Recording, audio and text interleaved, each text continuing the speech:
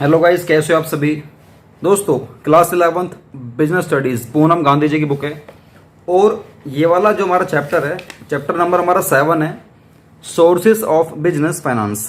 हम लोग जो इस वाली वीडियो में सीखने वाले हैं, हम लोग इस वाली वीडियो में सीखेंगे पब्लिक डिपॉजिट्स के बारे में।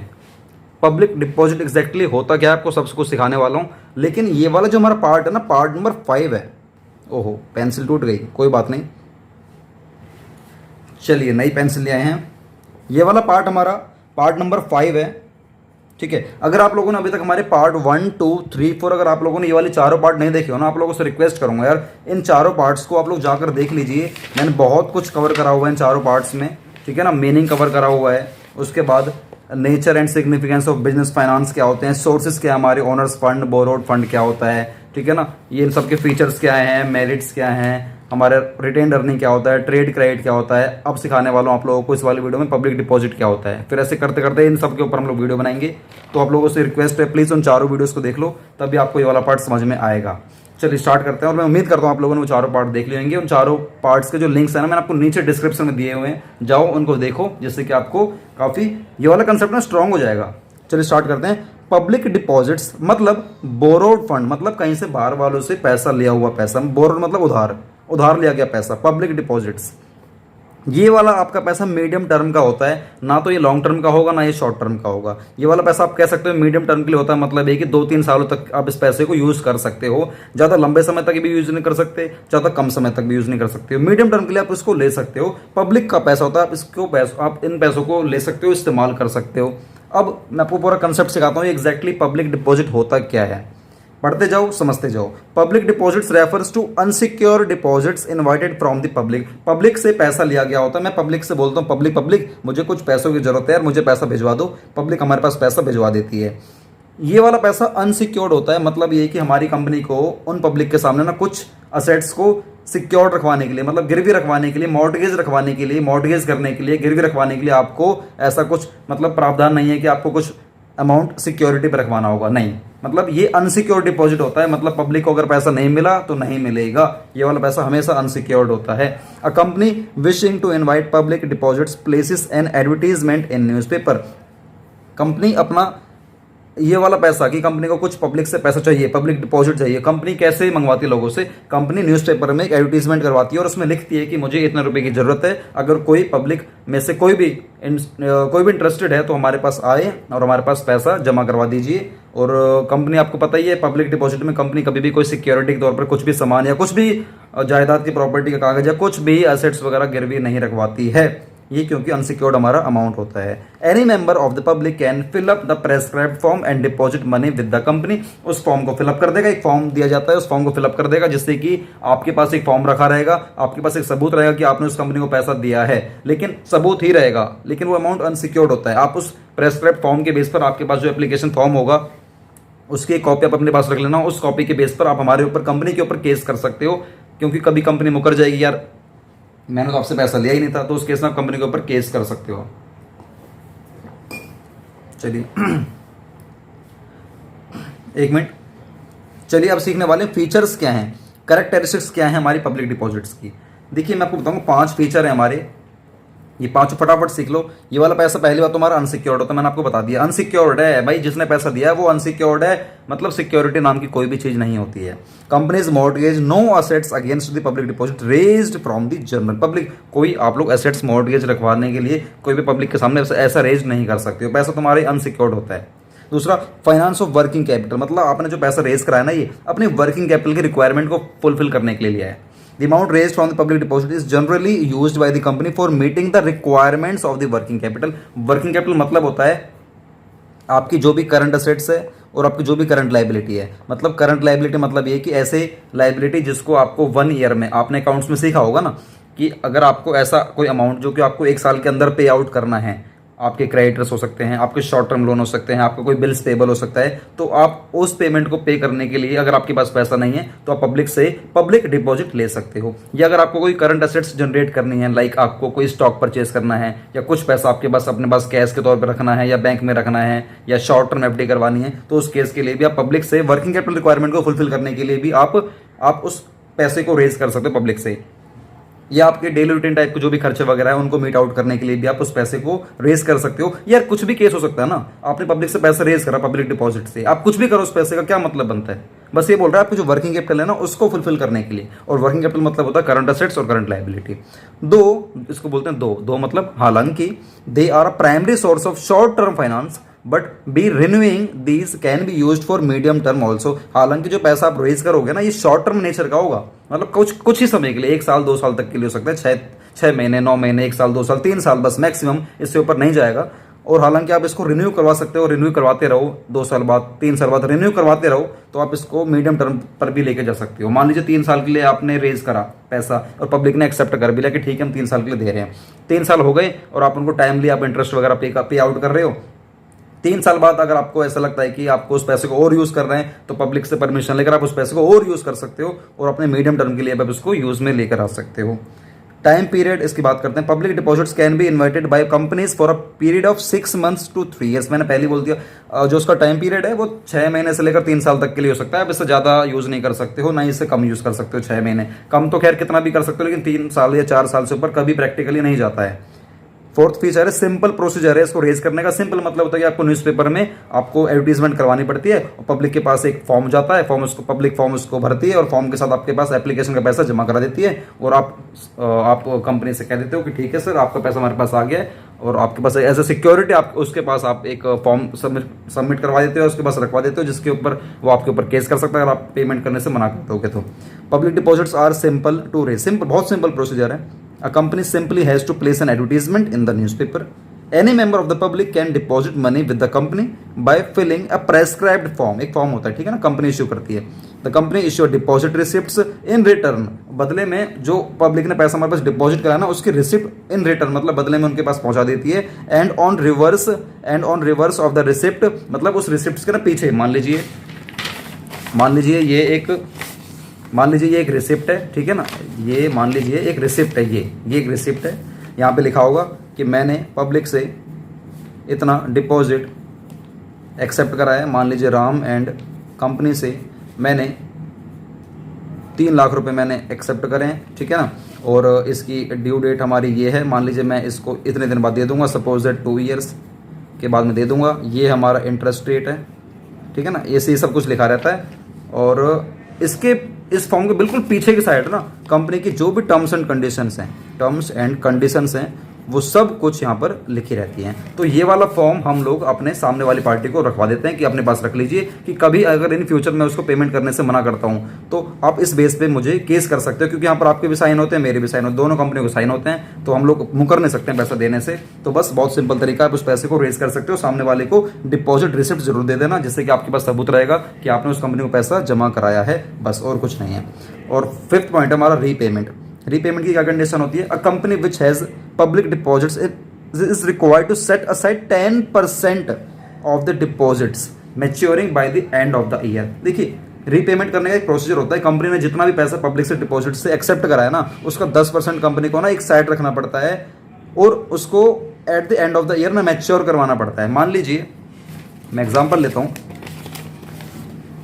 ऐसे बहुत सारे पर्सन हैं जिनसे मैंने कभी मान लीजिए आज पैसा ले लिया, कभी 3 महीने बाद ले लिया, मतलब मैं पब्लिक से पैसा लेता रहता हूँ, कभी 6 महीने बाद, कभी मतलब अलग अलग टाइम से अलग अलग लोगों से लेता रहता हूँ। तो हो सकता है इस वाले बंदे का जो टाइम पीरियड है मैंने इस वाले बंदे से सिर्फ 1 साल के लिए पैसा लिया हो सकता है ना 1 साल के लिए लिया हो, और इससे मैंने 3 साल के लिए, इससे सिर्फ 9 महीने के लिए, इससे 1.5 साल के लिए, अलग अलग टाइम पीरियड हो सकता है। मान लीजिए इसका टाइम पीरियड मान लीजिए 1 साल वाला मेरा कंप्लीट होने वाला है और मेरे पास कैश बैलेंस है ही नहीं और इसका टाइम पीरियड हमारा मैच्योर होने वाला है। तो उस केस में बोला गया है जो मैं इसकी रीपेमेंट करूंगा ना, तो इन लोगों से जितना पैसा आ रहा है इसका 10%, इन सभी के टोटल का 10% मैं अपने पास इकट्ठा करके रखूंगा, जिससे कि जिन भी किसी मेंबर की अगर मान लीजिए रीपेमेंट के अगर टाइम पीरियड आ गया ना तो इसमें से मैं उसकी रीइंबर्स कर दूंगा, जिससे कि प्रॉब्लम ना हो मतलब पेमेंट करने में। तो 10% पैसा आपको सेट असाइड मतलब बिल्कुल अलग रखना पड़ता है, जिससे कि अगर at the end of the year अगर कोई मैच्योर होती है किसी का भी अमाउंट मैच्योर होता है, आपको फिर इसको पेमेंट करने में कोई दिक्कत नहीं आएगी। The amount so set aside can be used for repaying public deposit. सीधी सी बात है, वही कह रहा है, आप उस पैसे को जो रखोगे वो किसी की पेमेंट करने के लिए ही रखोगे।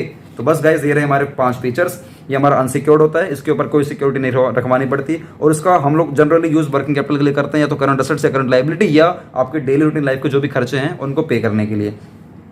थर्ड बात करते हैं इसका जो टाइम पीरियड जनरली 6 मंथ से लेकर 3 ईयर्स के लिए होता है। और 4 बहुत ही सिंपल प्रोसीजर है, कैसे भी आप इसको रेज कर सकते हो, कैसे भी मतलब ये कि आप पब्लिक से ऑन कॉल भी डिमांड कर सकते हो, या जनरली प्रैक्टिकली हम लोग न्यूज़पेपर में एक इश्तिहार निकालते हैं, एडवर्टीजमेंट निकालते हैं, जहां पर पब्लिक को बोला जाता है कि इस कंपनी को रिक्वायरमेंट है इतने पैसों की, अगर आप इंटरेस्टेड हो तो जाओ उस कंपनी के पास पैसा जमा करा के आ जाओ। और एक ध्यान में रखना एक बात कि आपको डिपॉजिट की रिसिप्ट लेनी बहुत ज़्यादा जरूरी है, जिसपे कंपनी की कंडीशन लिखी रहती है कि आपको कितने % से ब्याज देगी, कब तक देगी, किसको देगी, कैसे देगी, सब कुछ लिखा रहता है। और लास्ट में रीपेमेंट मतलब होता है कि कंपनी जो रीपेमेंट करेगी वो करेगी ही करेगी। और इसलिए कंपनी बोलती है कि कंपनी का रूल है जितना भी लोगों से पैसा आ रहा है उसका 10% पैसा अपने पास रखेगी अलग से, ताकि जब at the end of the year जब किसी की मैच्योरिटी की डेट आएगी तो उस पैसे में से उसको रीइंबर्स करा दिया जाएगा, कोई दिक्कत वगैरह नहीं आएगी, बस और कुछ नहीं है। ये हमारे 5 फीचर। अनसिक्योर्ड है और वर्किंग कैपिटल के लिए यूज करते हैं। टाइम पीरियड 6 महीने से लेकर 3 साल के लिए, बहुत ही सिंपल तरीका है। और रीपेमेंट करने के लिए 10% पैसा हमें अलग से रखना पड़ता है। सर समझ में आ गया और रिविजन भी हो गई।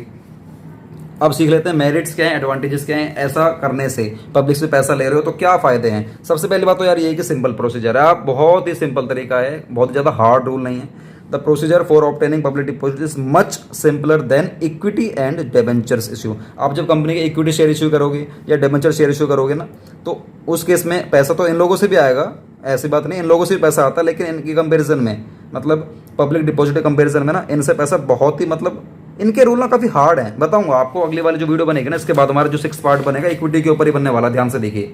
इक्विटी शेयर हम लोग बताएंगे 6 पार्ट में, इश्यू ऑफ शेयर्स के बारे में। उसमें ऑनर्स फंड हमारा इक्विटी शेयर का होता है और प्रेफरेंस शेयर का होता है। तो पहली वाली वीडियो हमारी 6 वाला पार्ट बनेगा इक्विटी शेयर और 7th वाला पार्ट बनेगा प्रेफरेंस शेयर। तो इसीलिए आप लोगों से बोल रहा हूँ, अगर आप लोगों ने अभी तक हमारे चैनल को सब्सक्राइब नहीं करा तो गाइज आप लोगों से रिक्वेस्ट करूंगा हमारे इस वाले चैनल को, वंडरफुल चैनल को ना सब्सक्राइब कर दीजिए, जिससे कि फ्यूचर में आने वाली कोई वीडियो आपसे मिस नहीं होएगी। उम्मीद करता हूँ आप लोग सब्सक्राइब कर दोगे और घंटे वाले आइकन को क्लिक कर देना, जिससे फ्यूचर में आने वाली कोई भी वीडियो होगी ना आपसे मिस नहीं होगी। और बस हमें थोड़ा सपोर्ट करते रहो, वीडियो को शेयर करते रहो और वीडियो को लाइक कर दो, अभी के अभी लाइक कर दो, अभी के अभी लाइक करो। इससे हमारी वीडियोस को थोड़ा सा प्रमोशन मिलता है और काफ़ी हमें सपोर्ट मिलता है। बस चलिए, फायदा क्या है, सिंपल प्रोसीजर है। मतलब जब आप इक्विटी से पैसा रेज करोगे या डिबेंचर से रेज करोगे ना, तो इनमें थोड़े से टफ मतलब रूल्स हैं। और इसमें पब्लिक डिपॉजिट में बहुत सिंपल तरीका होता है, न्यूज़पेपर में एडवर्टीजमेंट करवा दो, वही के बारे में पैसा रेज कर लो।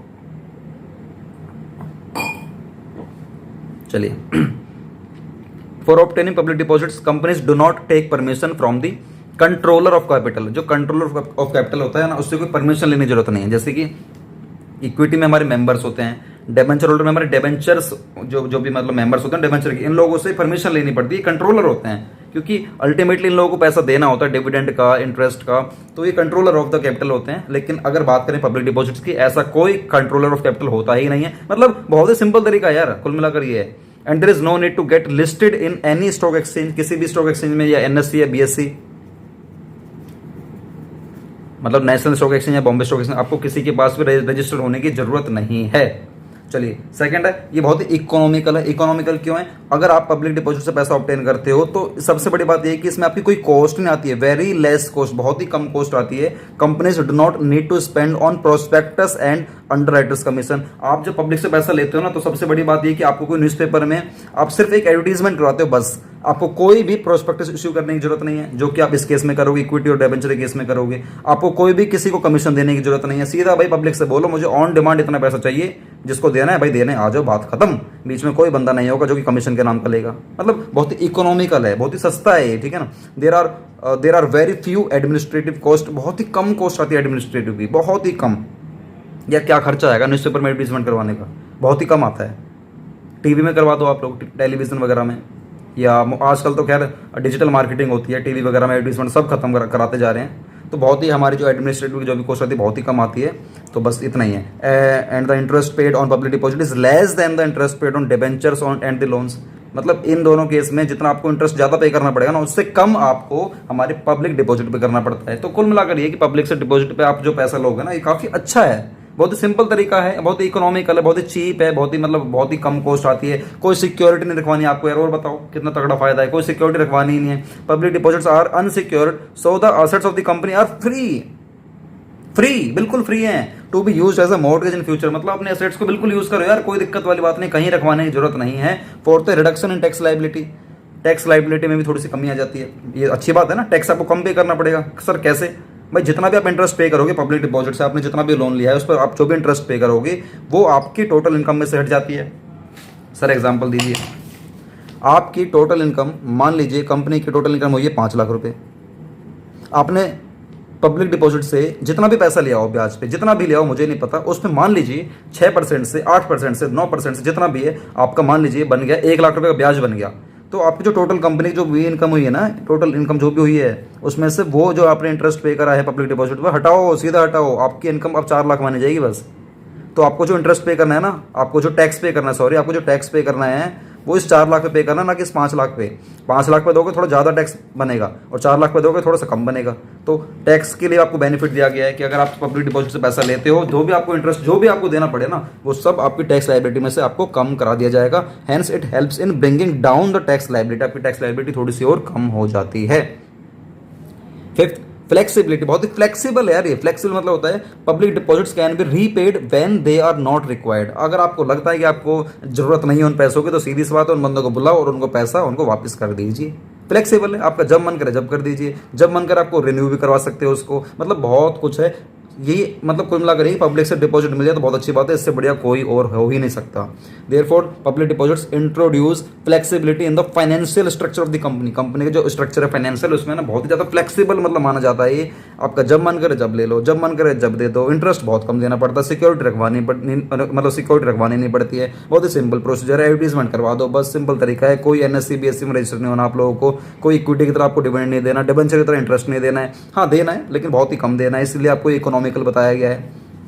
फ्लेक्सिबल है, आपका जब मन करे जब दो, टैक्स लायबिलिटी भी कम हो जाती है इससे, ठीक है। एक होता है नो डाइल्यूशन ऑफ कंट्रोल। आपको कंट्रोल भी कोई ऐसा डाइल्यूट नहीं करना पड़े। डाइल्यूट मतलब होता है बांटना, आपको डाइल्यूट नहीं करना कोई भी कंट्रोल वगैरह है। डाइल्यूट मतलब होता है बांटना। जैसे कि अगर आप अपनी कंपनी के शेयर इश्यू करोगे, इक्विटी वालों को शेयर इश्यू करोगे, डिवेंचर वालों को डिवेंचर दोगे, तो होता क्या है कि हमारी जो पावर है ना बढ़ जाती है लोगों के अंदर। इक्विटी वालों को इक्विटी दोगे ना तो हमारी जो पावरशिप है ना और बढ़ जाती है लोगों के अंदर। तो जब भी कोई डिसीजन लोगे तो उन सभी का रोल आता है। लेकिन इस केस में आप पब्लिक से कितना भी पैसा लो डिपॉजिट करके, पब्लिक डिपॉजिट से अगर आपको कोई डिसीजन लेना ना आप खुद लोगे, आप उनकी परमिशन नहीं लोगे, तो कोई डायल्यूशन वगैरह नहीं करना पड़ता। Public depositors have no voting right. कोई वोटिंग राइट नहीं, उनके पास कोई अधिकार नहीं है। They can not influence the decisions of the company. Company के डिसीजंस को अफेक्ट नहीं कर सकते हैं। There is no dilution of the shareholders control के ऊपर कोई, मतलब आप कोई डायल्यूशन कर ही नहीं सकते। कुल मिलाकर ये जो है आपका है। रिवाइज कराता हूँ,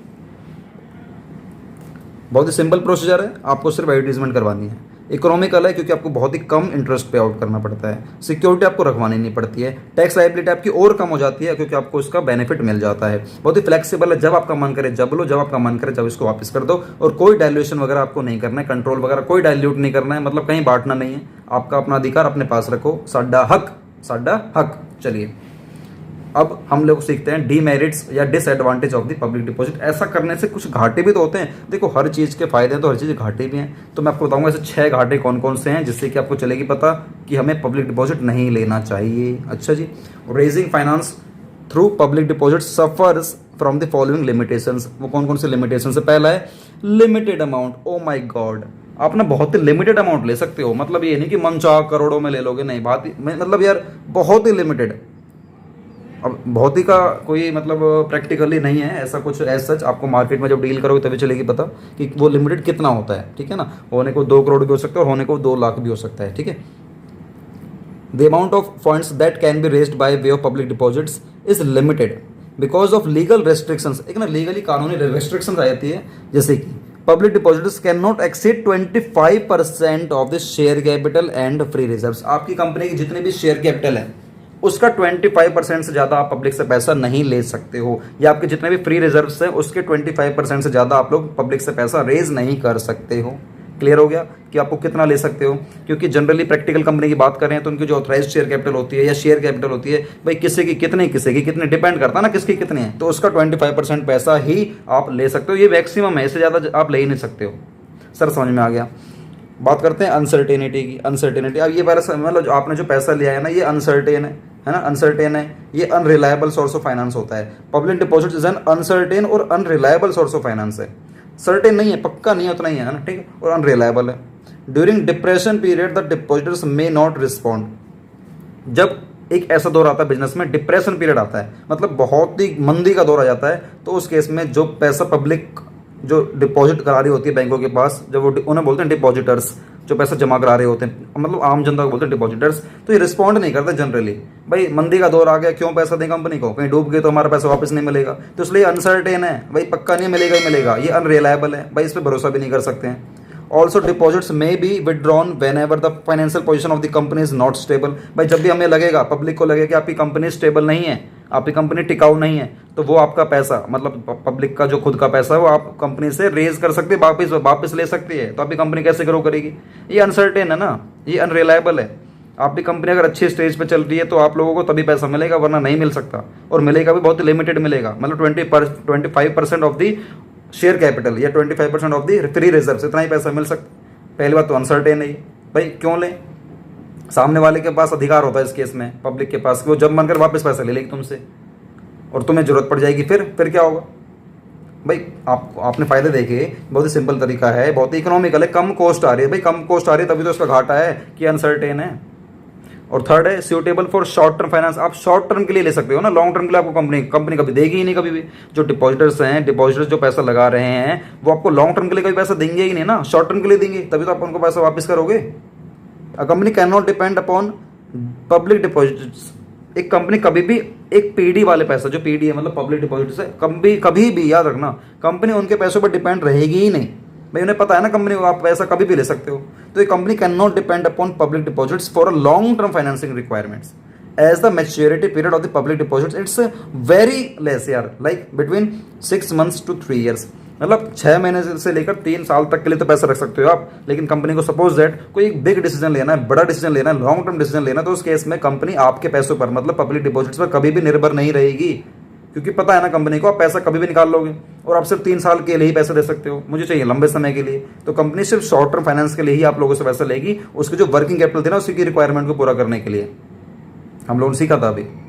अब बात करते हैं hindrance to grow of capital market. Hindrance मतलब होता है बाधा, मतलब हिंड्रेंस मतलब क्या होता है? बाधा to grow of capital market. अगर आपको कैपिटल मार्केट में जाना और बड़ी मार्केट में जाना तो उसमें आपकी ग्रोथ में बहुत ही कमी आएगी, बहुत बाधा आएगी। भाई बाधा क्यों आएगी? मुझे बताओ बाधा क्यों आएगी?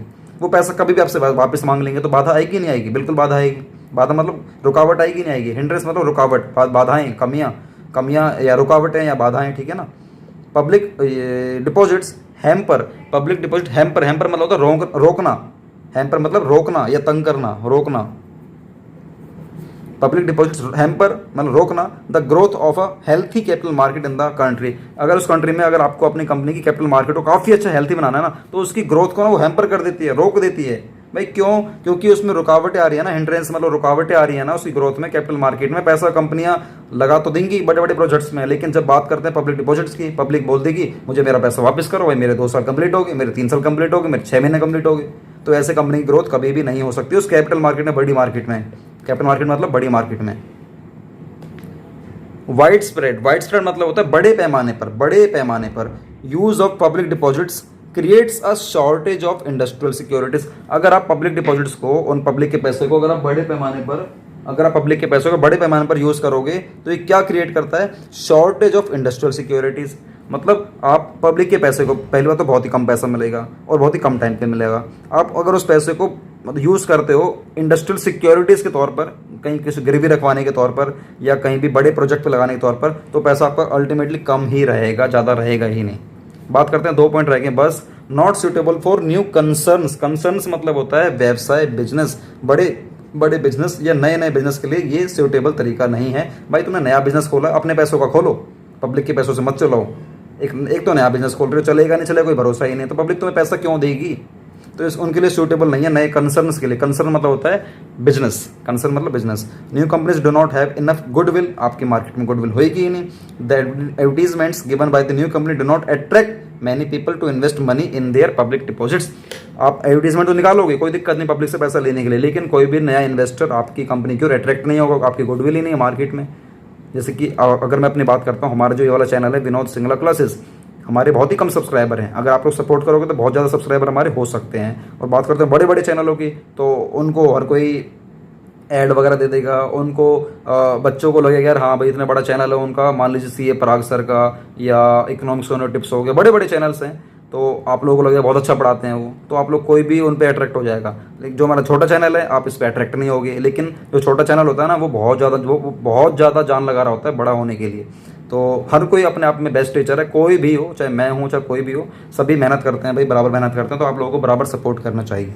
चलिए लास्ट पॉइंट देख लेते हैं, suitable for conservative investors only. Suitable for conservative, conservative मतलब होता है स्मॉल, कंजर्वेटिव मतलब क्या होता है स्मॉल, बहुत ही छोटे इन्वेस्टर्स के लिए ही मतलब ये सूटेबल है। बहुत ही छोटा इन्वेस्टर, जो बहुत बड़ा इन्वेस्टर होगा ना वो कभी भी पब्लिक डिपॉजिट देगा ही नहीं भाई, उसको तो ब्याज चाहिए ज़्यादा, कम थोड़ी ना चाहिए उसको, तो वो बड़े बड़े प्रोजेक्ट में लगाएगा। तो हमें चाहिए सिर्फ कंजर्वेटिव इन्वेस्टर चाहिए। कंजर्वेटिव, कंजर्वेटिव मतलब होता है बहुत ही छोटा इन्वेस्टर, हमें वो वाले बंदे चाहिए।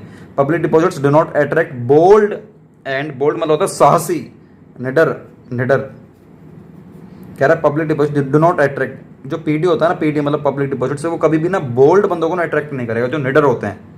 निडर मतलब जो पैसा ला के भूल जाएगा भाई, बोलने वाला काम नहीं, दिमाग में रख भाई 1 साल 2 साल में तो ये वापस करने हैं, वो बोल्ड बंदा नहीं है। हमें बोल्ड बंदे चाहिए ही नहीं पहली बात। And adventurous investor, adventurous, adventurous मतलब होता है साहसी, बोल्ड मतलब निडर, एडवेंचरस मतलब होता है साहसी। हमें ऐसा बंदा चाहिए नहीं जो निडर हो, जो साहसी हो। भैया हमें छोटे से अमाउंट, छोटा सा अमाउंट चाहिए, छोटा सा ब्याज देंगे, छोटे समय के लिए चाहिए भाई। हमें साहस वाले बंदे चाहिए नहीं। साहस वाला वो होगा ना, वो 10 साल के लगा के छोड़ दिया, 15 साल के लिए, डूबा तो डूबा, बढ़ा तो बढ़ा। तो हमें बोल्ड या एडवेंचरस इन्वेस्टर हमें नहीं चाहिए, जिनको कैपिटल गेन चाहिए होता है। कैपिटल गेन मतलब होता है जिसको लंबे समय के लिए पैसा लगाते हैं और लंबे समय के लिए लगाने के बाद लंबा प्रॉफिट होता है, तो उसे बोलते हैं कैपिटल गेन। तो हमें ऐसा बंदा नहीं चाहिए। Only cautious and conservative, only cautious, cautious मतलब होता है सतर्क। हमें बहुत ही सतर्क और बहुत ही सावधान, हमें सतर्क और सावधान बंदा चाहिए जो कि कंजर्वेटिव है, मतलब स्मॉल इन्वेस्टर है, prefer to invest in public deposits. हमें ऐसा ही बंदा चाहिए, दैट्स इट। तो गाइज,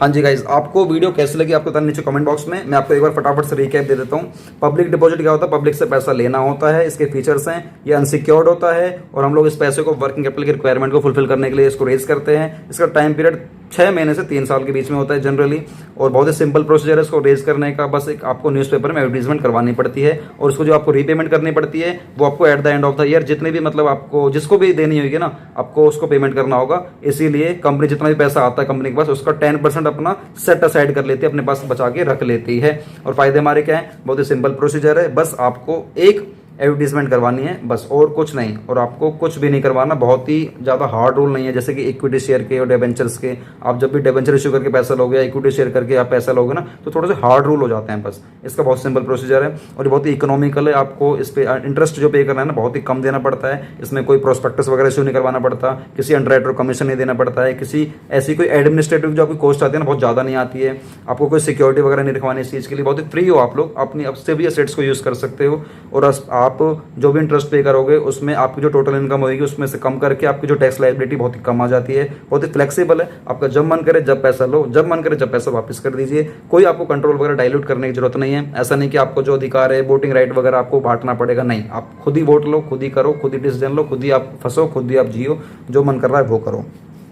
घाटे ये हैं, आप बहुत ही कम पैसा ले सकते हो, बहुत ही लिमिटेड। आपके जितने भी शेयर कैपिटल का अमाउंट है, जितना भी आपका फ्री रिजर्व है, टोटल जितना भी आपका शेयर कैपिटल है उसका आप सिर्फ 25% पैसा ही ले सकते हो मैक्सिमम, वो भी, इससे ज़्यादा तो जाना ही नहीं चाहिए। ये पैसा अनसर्टेन है। अनसर्टेन क्यों? एक तो ये अनसर्टेन है, दूसरा अनरिलायबल है। अनसर्टेन क्यों है? आप डिपॉजिटर को जब मन करेगा ना, जब मन करेगा आपसे पैसा वापस ले सकता है। अगर आपको लगेगा, मतलब डिपॉजिटर को लगेगा कि यार, पब्लिक को लगेगा कि यार हाँ आपकी कंपनी ग्रो में जा रही है तो आपसे पैसा नहीं लेगी, उसको लगेगा आपकी कंपनी डूबने को जा रही है तो आपसे पैसा वो वापस मांग लेगी, इसलिए अनरिलायबल भी है। इसलिए कभी भी कंपनी बड़े प्रोजेक्ट में पैसा इन्वेस्ट नहीं कर सकती है। लंबे समय के लिए प्रोजेक्ट में पैसा लगाकर लंबे समय का प्रॉफिट भी वो गेन नहीं कर सकती है। ये बहुत ही बड़ा घाटा है इसका। और तीसरा है suitable for short term finance. आप सिर्फ शॉर्ट टर्म फाइनेंस के लिए सूटेबल है। ये पैसा आप सिर्फ शॉर्ट टर्म चीज़ों के लिए यूज़ कर सकते हो, लंबे समय के लिए आप इसको यूज़ नहीं कर सकते हो। Hindrance to grow of capital market, मतलब आप अपनी कैपिटल मार्केट में अगर आपको ग्रो होना है ना, तो उस केस में आपको बहुत बाधाएं आती हैं, क्योंकि इस पैसे को आप कैपिटल मार्केट में नहीं लगा सकते हो। कैपिटल मार्केट में लगाने का मतलब है बड़ी बड़ी मार्केट में, बड़े बड़े प्रोजेक्ट में आप इस पैसे को नहीं लगा सकते हो। फिफ्थ है not suitable for new concern. Concern मतलब होता है बिजनेस। आप नए नए बिजनेस में इस पैसे को इन्वेस्ट नहीं कर सकते हो। पहली बात तो आप नए बिजनेस में पैसा लगाओगे ना, तो नए बिजनेस में पैसा लगाओगे आपको पैसा मिलेगा ही नहीं, क्योंकि आपकी कैपिटल, आपकी जो गुडविल है जो मार्केट में आपकी होती ही नहीं है, तो आपको होती नहीं तो पैसा नहीं मिलेगा। पैसा नहीं मिलेगा तो आप कभी भी नए बिजनेस में पैसा नहीं लगा पाओगे। और वैसे भी एक सलाह ये देता हूँ आपको, जब भी नया बिजनेस करना है ना, अपना खुद का पैसा लगाओ यार। दूसरे का पैसा लगाने से कभी भी ग्रो इंसान हुआ ही नहीं है। इंटरेस्ट देते देते वो थक जाएगा, ठीक है। सिक्स पॉइंट है, ये सूटेबल है बहुत ही कंजर्वेटिव इन्वेस्टर के लिए। कंजर्वेटिव मतलब स्मॉल, छोटे इन्वेस्टर के लिए सूटेबल है। जो हमें ना ऐसा बंदा नहीं चाहिए जो बोल्ड हो, जो निडर हो या जो एडवेंचरस हो, हमें ऐसा बंदा चाहिए ही नहीं। हमें चाहिए बहुत ही कॉशियस, जो सावधान बंदा हो, जो कंजर्वेटिव, बहुत ही छोटा स्मॉल बंदा हो, हमें वही बंदा चाहिए गाइस। तो बस ये रही हमारी आज की वीडियो। दोस्तों वीडियो अच्छी लगे ना, वीडियो को लाइक करना, हमारी मोटिवेशनल वीडियो, और ना लाइक करने वाला चैनल को सब्सक्राइब कर दो यार, जिससे फ्यूचर में आने वाली कोई वीडियो आपसे मिस नहीं होगी। और आपको अगली वीडियो किस टॉपिक के ऊपर चाहिए, नहीं कोई सेपरेट कोई आपकी डिमांड हो ना, तो नीचे जाओ कमेंट बॉक्स में लिख दीजिए, आप लोगों के लिए नई वीडियो शूट कर देंगे। और गाइस प्लीज़ इस वाली वीडियो को शेयर कर दो यार, बिल्कुल शेयर कर दो, जिससे कि हम लोग ज़्यादा लोगों तक पहुँचेंगे और हमें काफ़ी सपोर्ट मिलता है।